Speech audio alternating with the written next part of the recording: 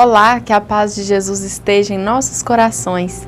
Iniciamos agora o programa Espiritismo em Ação. Você sabe quem é Eurípides Barçanufo? Para conversarmos sobre este grande apóstolo da educação espírita, convidamos Marli Rosa, do Centro Espírita Irmão Áureo e diretora do Colégio Espírita Eurípides Barçanufo em Goiânia.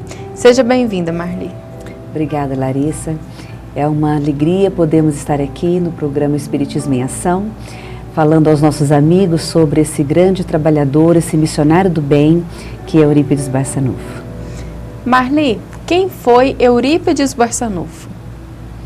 Bem, nós precisamos fazer uma viagem, sobre a vida desse grande apóstolo de Jesus, que foi Eurípides Barçanufo, na cidade de Sacramento, em Minas Gerais. Ao 1º dia de maio de 1880, nasce esta pessoa, terceiro filho de uma família de 15 irmãos, filho do seu Hermógenes e da dona Meca, que é a dona Jerônima Almeida, são carinhosamente chamados assim, e eram pais pobres, humildes.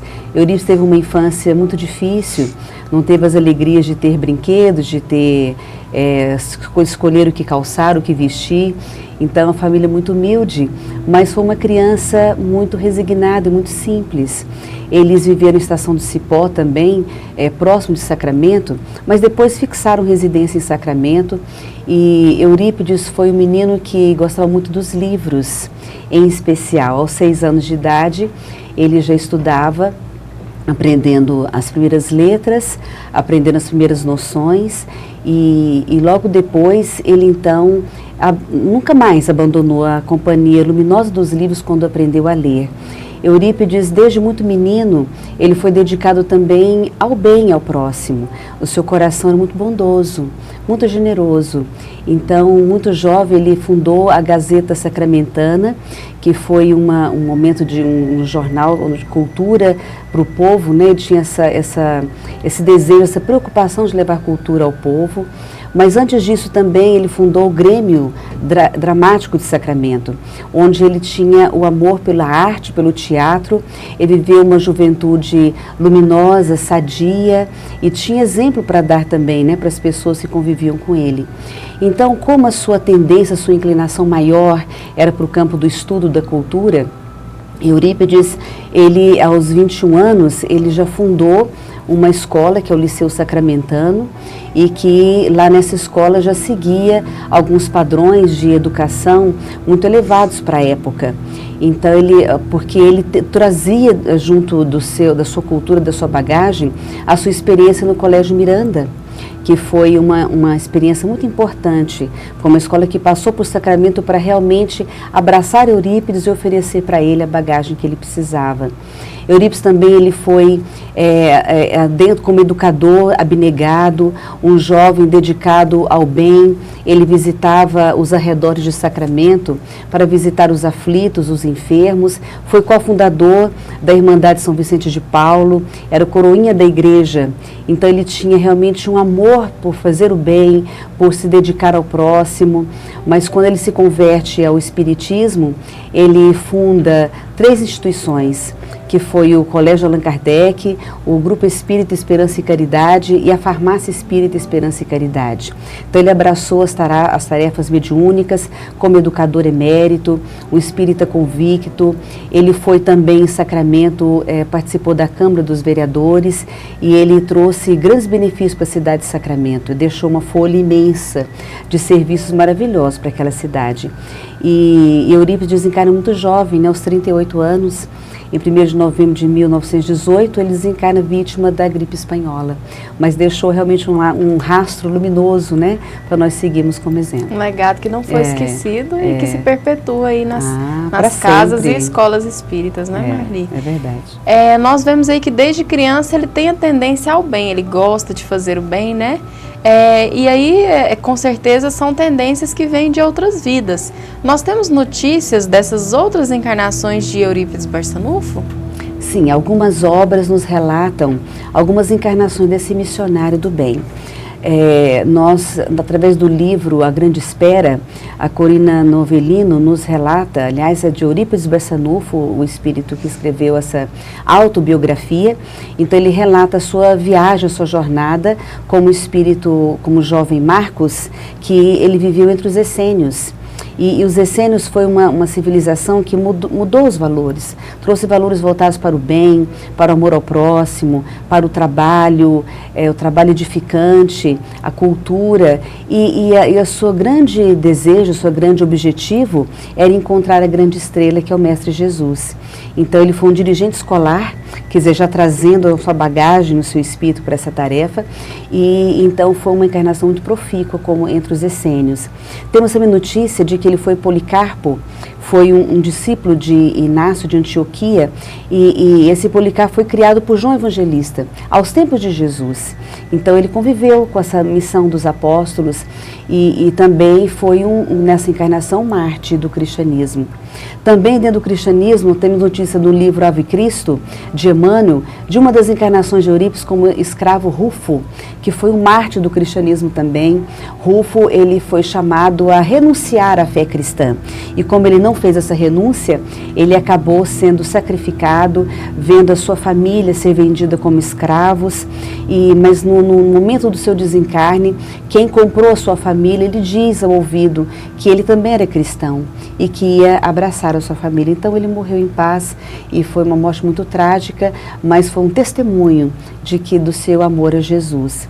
Temos notícia também de que Eurípides, na volta de 1741, em Zurique, ele foi João Gaspar Lavater, foi um pastor suíço, um teólogo, um poeta e um fisiognomonista que fazia o estudo da personalidade humana pela sua feição, pelo seu olhar, pela sua feição física.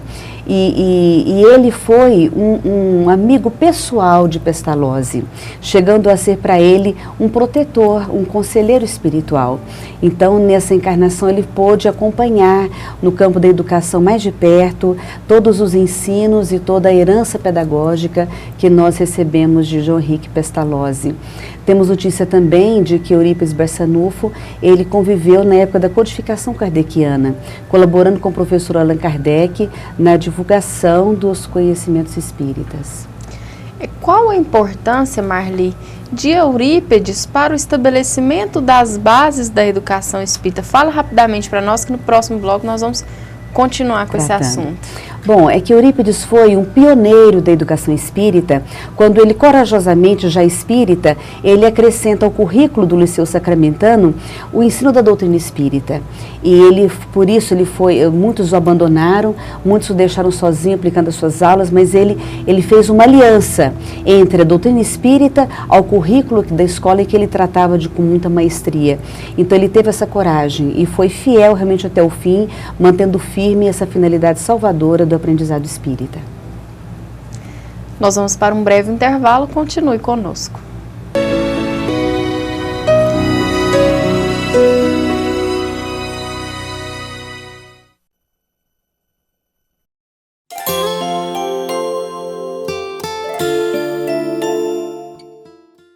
O Espiritismo vem trazer uma nova luz, mostrando que todos nós temos responsabilidade pelos nossos atos, inclusive justificando e esclarecendo que o momento das dores, do sofrimento, não estão vinculados obrigatoriamente à vida de hoje.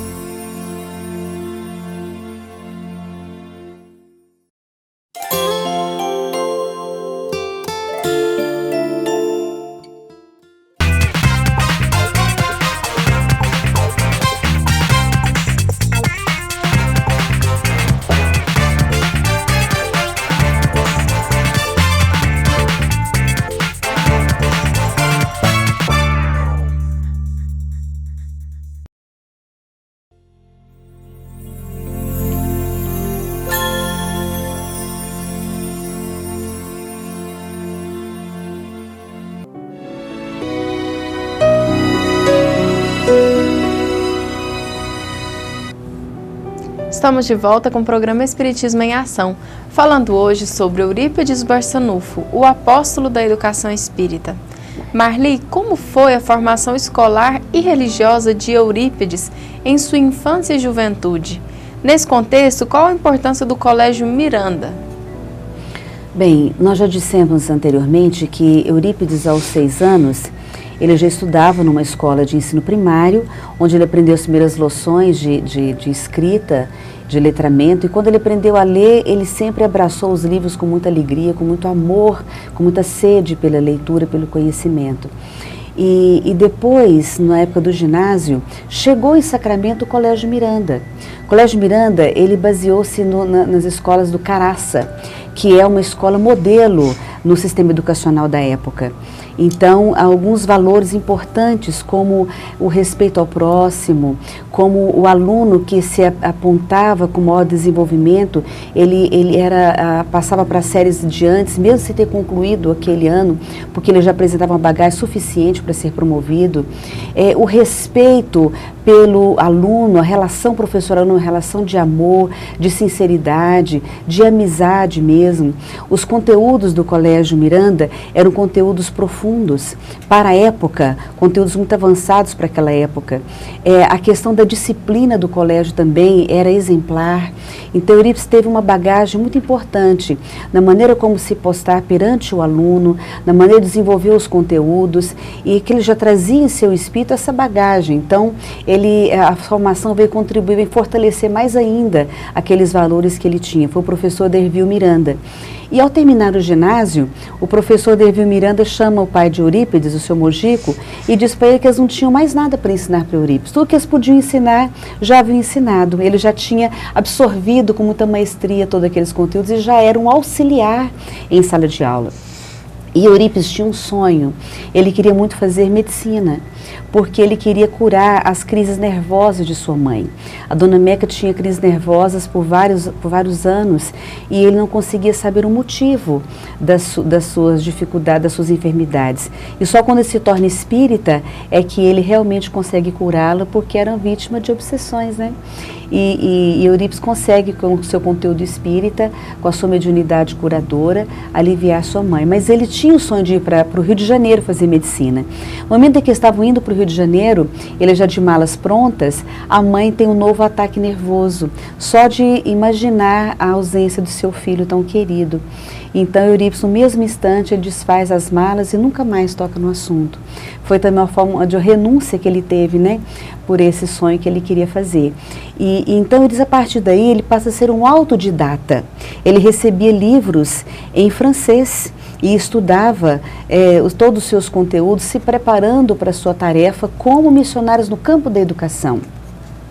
Ele fundou o Grêmio Dramático Sacramentano porque ele tinha o amor ao teatro, às artes, e era uma cultura muito rica para aquela época.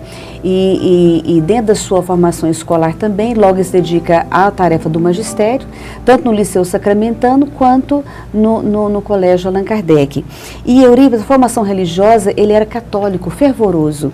Ele foi um coroinha da igreja da Irmandade São Vicente de Paulo, foi cofundador dessa instituição, e ele tinha então essa bagagem no campo da religião, porque ele também, nós esquecemos de dizer, ele teve uma encarnação como franciscano.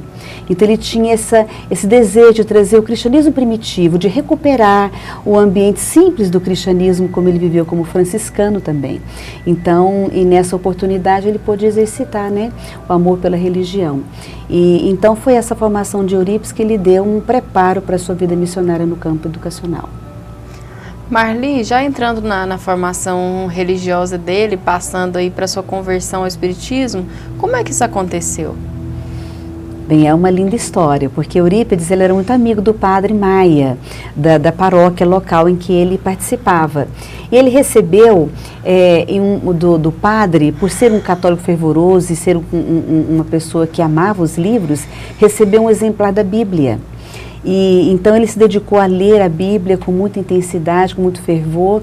Mas tinha uma passagem na Bíblia, que é as bem-aventuranças, que lhe deixou aquele espinho da dúvida, porque ele ficava pensando como é que Jesus prometia as bem-aventuranças, a felicidade às pessoas que jamais eram felizes, que chegavam ao fim da sua vida sem jamais ter tido um momento de felicidade.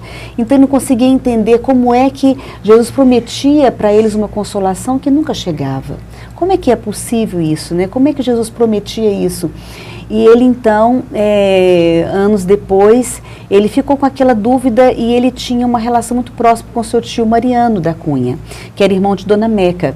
E o seu tio Mariano queria trazê-lo para assistir às sessões em Santa Maria, onde morava o senhor Mariano, e ele nunca conseguiu convencer Eurípides, porque ele tinha uma cultura muito grande e ficava rebatendo as ideias do seu tio. Até que o tio Mariano dá a ele um livro, chamado Depois da Morte de Leon Denis. E esse livro, então, quando ele lê essa obra, ele passa a noite toda lendo esse livro e ficou deslumbrado. Como esse livro, ele jamais viu alguém falar com tanta beleza de Deus e das leis divinas, da criação divina. Então, no dia seguinte, ele agradece ao tio pelo monumental livro que tinha recebido como presente e diz para a mãe dele: mãe, eu sou espírita. Então, naquele momento, Eurípides ficou ainda com os laços com a Igreja Católica. Mas numa segunda visita que ele vai a Santa Maria, numa sessão mediúnica, ele vê, assiste uma sessão mediúnica ali e ele ficou com aquela dúvida, então ele faz mentalmente uma pergunta, que ele tinha um desejo de que será possível que os espíritos comunicassem com os vivos, que ele comunicasse o próprio João Evangelista através do médium Aristides, que era uma pessoa analfabeta, muito humilde, muito simples, e que viesse ele explicar as bem-aventuranças, porque ele não conseguia compreender. Então, naquele momento, Aristides se levanta e discorre com tanta beleza, com tanta maestria sobre as bem-aventuranças, sobre a vida futura, sobre o reino dos céus, e logo depois ele afirma: paz, João Evangelista. Então, Eurípides percebe que realmente é possível a comunicação entre os dois mundos e já veio de lá com esse desejo, com essa admiração pelos preceitos espíritas. E depois de uma outra visita a Santa Maria, ele recebe orientações do próprio Vicente de Paulo, que diz a ele que ele era o seu guia espiritual desde o berço. Ele convida, Larissa, Eurípides Barçanufo, existiam ali os enfermos no Centro Espírita Fé e Amor, e ele convida Eurípides para que pudessem participar de uma corrente vibratória, em que eles faziam com os médiuns, e ele participa desta linha, senta ali e participa como médico, desenvolvendo as suas faculdades curadoras. E então Vicente Paulo fala para ele que ele estava começando ali um longo caminho, uma tarefa muito grande, que ele abraçasse a tarefa de hora em diante e que ele ia passar pela Rua da Amargura, ia sofrer muito, mas que a partir dali uma grande tarefa, um grande caminho estava aberto para suas atividades no campo doutrinário, no campo do bem. O que geralmente acontece com esses espíritos missionários, né? Acontece. Não é fácil a reencarnação Chega o deles. momento em que ele realmente está pronto, preparado, e já trazia bagagem espiritual para realizar a sua missão. Nós vamos agora para um breve intervalo. Continue conosco.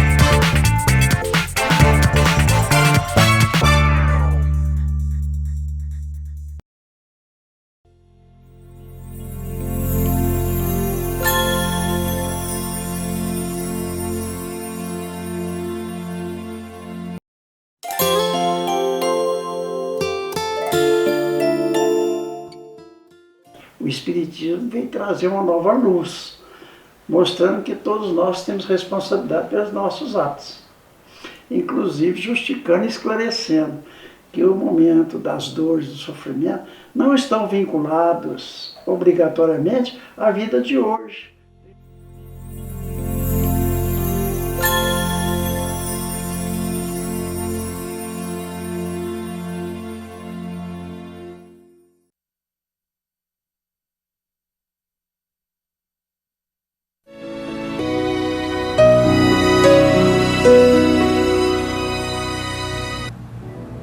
Estamos de volta com o programa Espiritismo em Ação, falando hoje sobre o tema Eurípides Barçanufo, o apóstolo da educação espírita.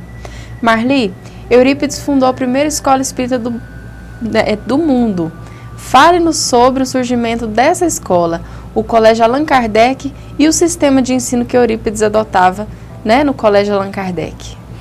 Após a sua conversão ao Espiritismo, Eurípides sofreu muito pelo abandono dos seus professores, inclusive muitos pais retiraram seus filhos porque Eurípides acrescentou corajosamente ao currículo o ensino da doutrina espírita. Então, certo dia ele estava ali no vazio da sala de aula, em fervorosa prece, chorando, quando ele sente o seu braço mecanicamente a escrever uma mensagem, que quando ele percebe quem era o espírito comunicante, ele recua, achando que era vítima de um embuste.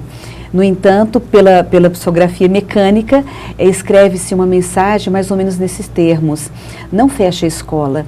Retire da tabuleta o nome Liceu Sacramentano, que é um resquício do orgulho humano, e coloque o nome Colégio Allan Kardec.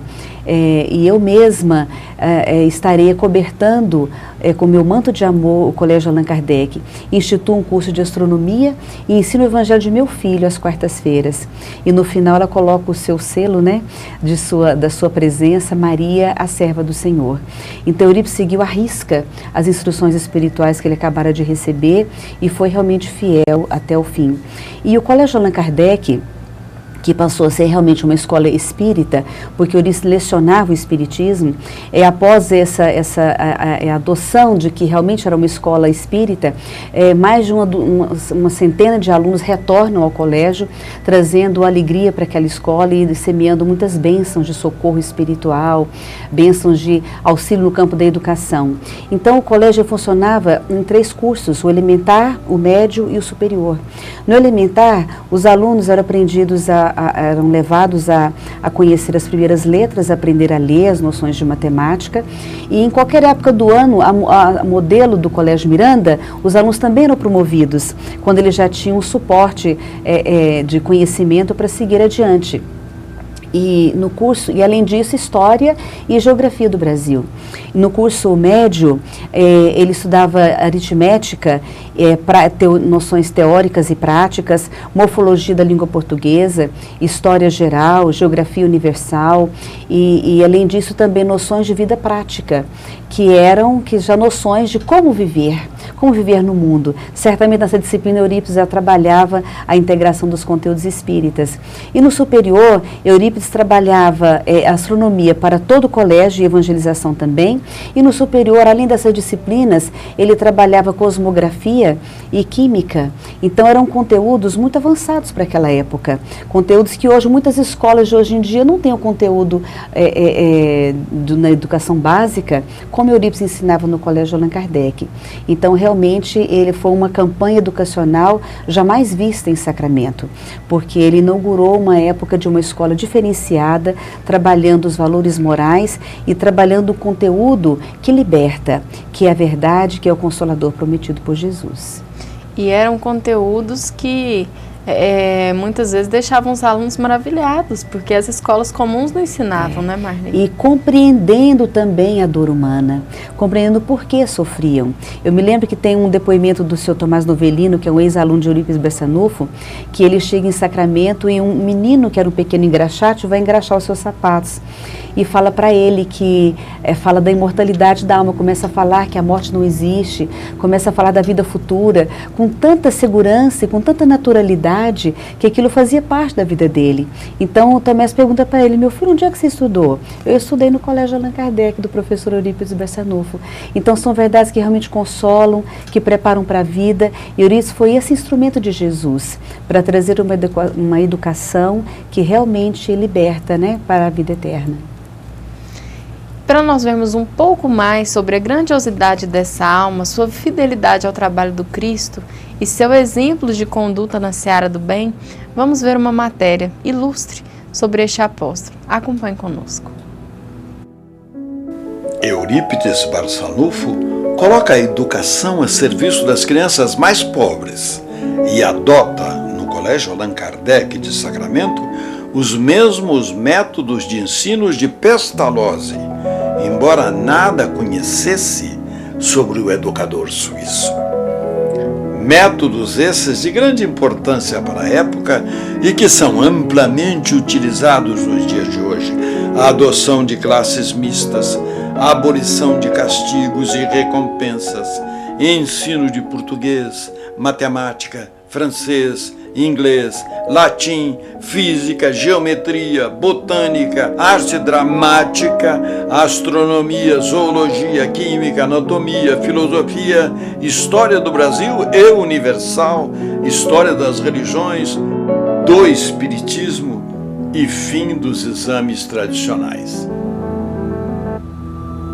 Interessante, né, Marli? Como era rico o currículo do colégio, né? É verdade. E para nós finalizarmos aqui o programa de hoje, nós sabemos que a vida de Eurípides foi marcada por um trabalho incansável no campo do bem.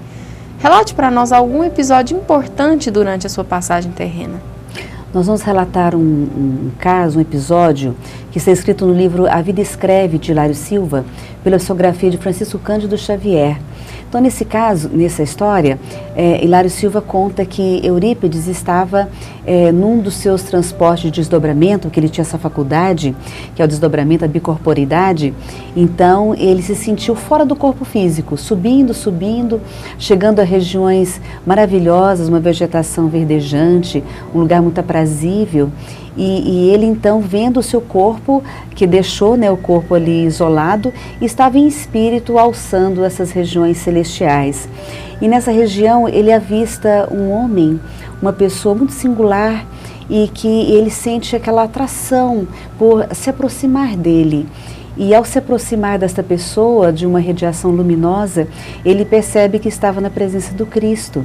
Mas ao chegar perto dele, e ele começou a se lembrar das suas lições no cristianismo, dos seus ensinos maravilhosos que ele deixou à humanidade, e quando ele olha para Jesus, ele vê que ele está chorando.